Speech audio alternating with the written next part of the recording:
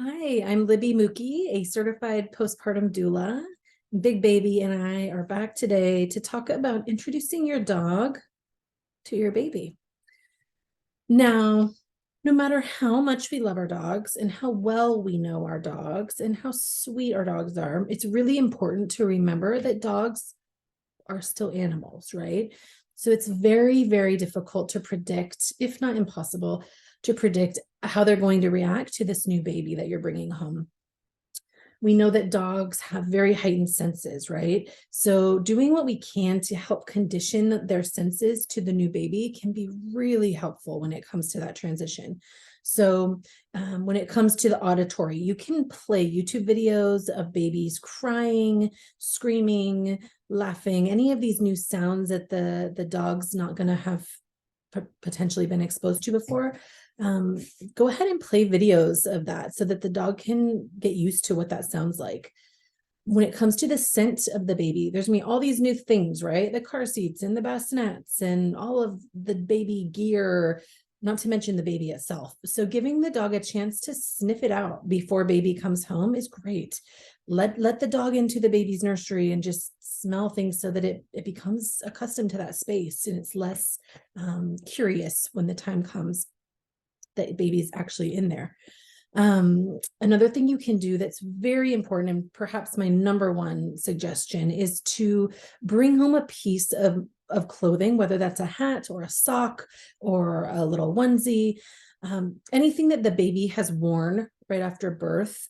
Let the dog have a chance to smell that article of clothing before actually meeting the baby. It's really going to help them just, explore that new scent without putting your baby in harm's way. When the time does come to introduce dog to baby, you'll want to make sure you have some dog treats handy. Keep it a very short introduction to begin. Let the dog sniff the baby's foot first. Okay. So it's much safer than having the dog all up in the baby's face. A little sniff and lick of the foot, great. Really celebrate that behavior of the dog, give it a treat, and then you can slowly extend the amount of time that the dog gets exposure and access to the baby. Lastly, and this is really important, is think ahead if you can about the dog's routine. What does your day look like with the dog usually? And how might that change after you have a baby? So if you typically take your dog out for an afternoon walk, you might not be able to do that, right? You might be very tired. Newborns are so time consuming and demanding. Think about how you might be able to maintain that consistency of your dog's schedule to give it what it needs. And it will help it cope so much if it has a daily walk.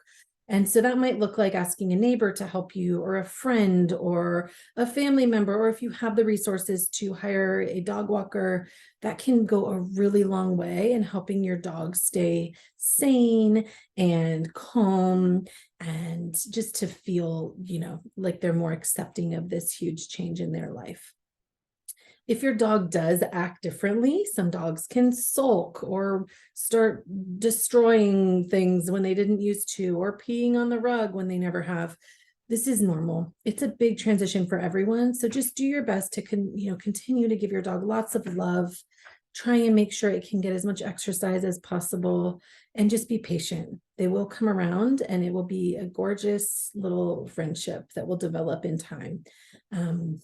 So best of luck to you with this new introduction, and congratulations on your expanding family.